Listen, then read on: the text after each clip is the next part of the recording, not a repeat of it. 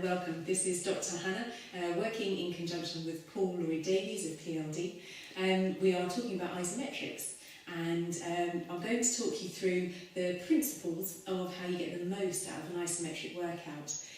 Now, with my personal trainer hat on, what I'd like to demonstrate is that when you're doing an isometric workout, it's actually slightly differently to how you might think about how you do sets and reps when you talk about weights. So this was something that Paul taught me, which is that when it comes to isometrics, what you're doing is you don't need to do quite as much. You don't need to do your standard 3 reps, so X reps with 3 sets, for example. What we can do is get a lot more out of a much faster, quicker, more efficient workout, which is perfect when you're a busy mum like me, trying to get the most out of every minute in the day. So I'm going to go back to using our towel that we used previously. So a simple bathroom towel can be a very effective training tool. Just fold into a square and then fold it up nicely like so. Lots of isometric exercises of course can be pure body weight, but having a towel like this can also enable us to do a little bit more and vary what we're doing.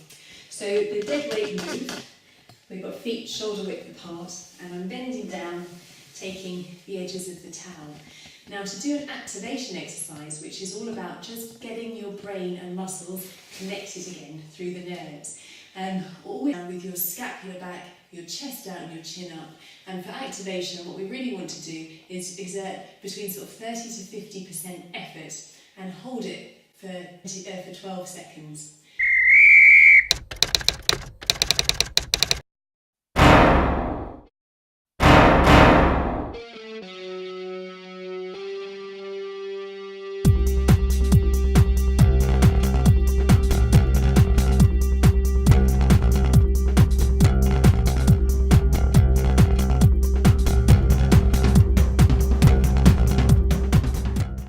Recruiting lots of muscles. So now we're going into a half squat, which is a little bit harder. So you may need to put your hands together to help you focus. Keep that breathing going. You'll start to feel it in your muscles here. These are your quadricep muscles.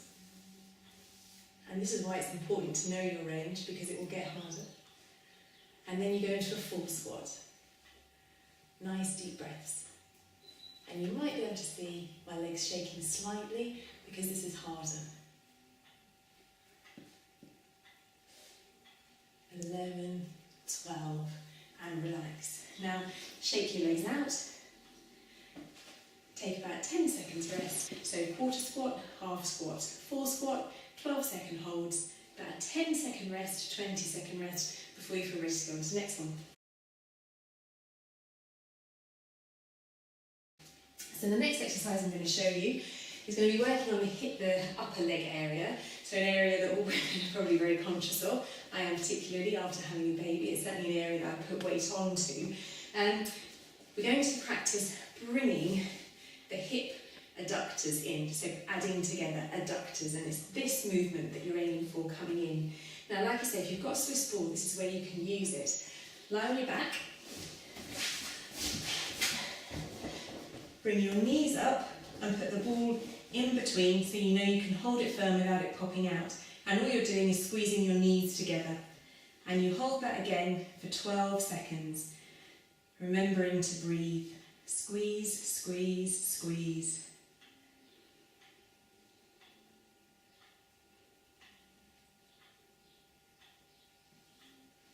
Now, if you don't have the luxury of a Swiss ball, you can do that using your arms, so pushing against your knees, when your knees pushing in towards each other. And again, you hold that pose for 12 seconds, 10-second rest, and repeat it 3 times. So the next move we're going to go on to is to support one of the other principles that we talk about when we're training, which is that whenever you train one muscle, you train the opposite muscle. So we've done a bit of this, so now we're going to do a bit of this to get these ones working. So your adductors, they're going away from each other. So to train the abductors in our legs, we're going to go use the towel again,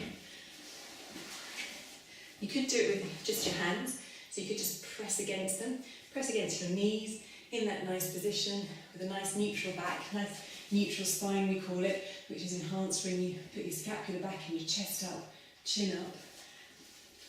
Just pressing with your hands like so, or you can use a towel, having gone to all the effort of making it as good as it is, and apply a little bit more force. So again, 12 seconds.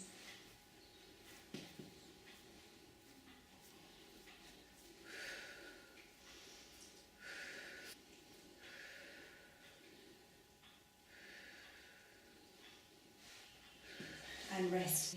You can see I've already got my heart rate up. I'm breathing a bit harder. Again, it's really good. So.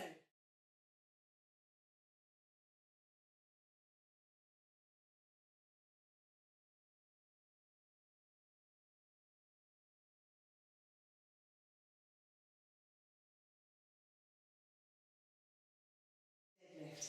And traditionally, you might do a deadlift in the gym with a great big barbell, which is something that can be really off-putting for people to use great big lumping bits of equipment. I'm going to show you how to do it very effectively using a simple bath towel. Now, this is one way to fold the towel so it doesn't come unravelled whilst you're doing the exercise. Create a square using one corner, and then you simply roll it over like this. So you'll get a really sort of strong towel to use to exercise with. Place that in front of you, stand in the middle of it, central to it. Place your feet shoulder width apart on your nicely rolled up towel. Now the key thing again, when you're doing a deadlift, I should just move back slightly so you can see me better. The key thing to remember is that posture we talked about. So you want to keep your back strong to avoid injury, and you want to be really protective of your knees as well. So scapula back, head up. Remember to breathe. Breathing is really important when you do a lift. So doing our deadlift using our towel, we're doing an activation stage to begin with, which is like your precursor to the exercise, it's like your warm-up phase. And what we do is between sort of 30 to 50% effort. So, like I say, feet shoulder width apart, you want to have your head up, chest forward, scapula back to make sure you don't cause any injuries to your back, and then exerting that 30 to 50% effort for around, really, but sort of 12 seconds would be a good length of time to hold that position.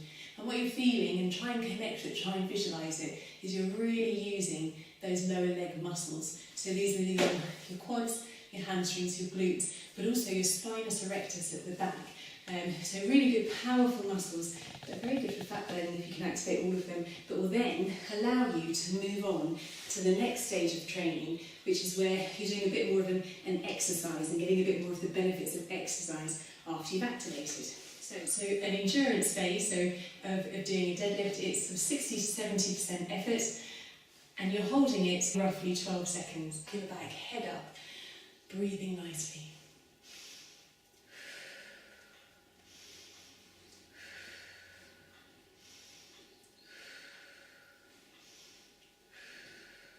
You can see it's effective. You can feel the burn here. You can probably see my legs shaking. We can move now directly from that phase to maybe a more strength phase. The strength phase would be exerting even more force, so that's a good 80%. And in that good 80%, we really want to push it for between sort of 6 to 8 seconds. So feet shoulder width apart, make sure you've got your position. Breathe to help you get into it. Shoulders back, chest up, chin up to avoid injuries. 80%, here we go.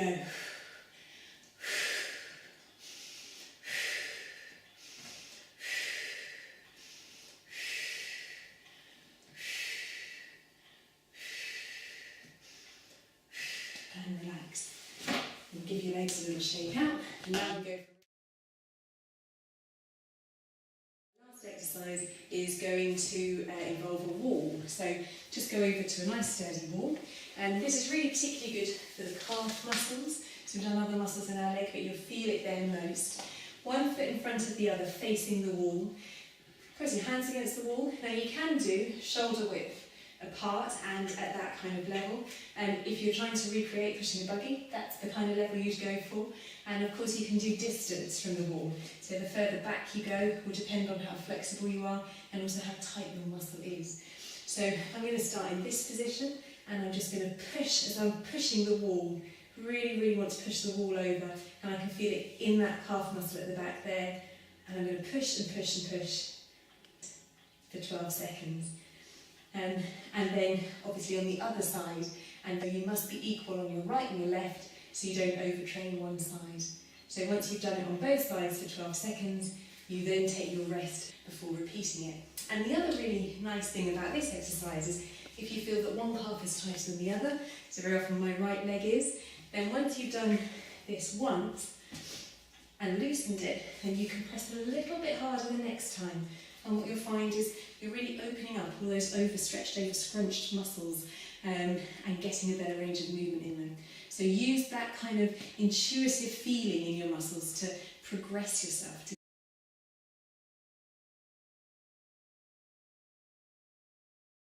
get yourself better.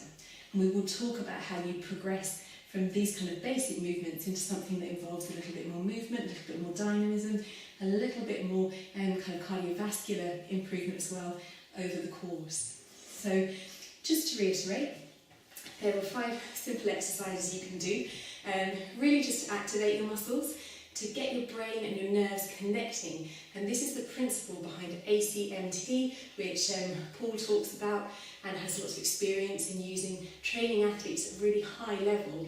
But equally, it's incredibly important if you really want to get the full potential out of your muscles to really get strong.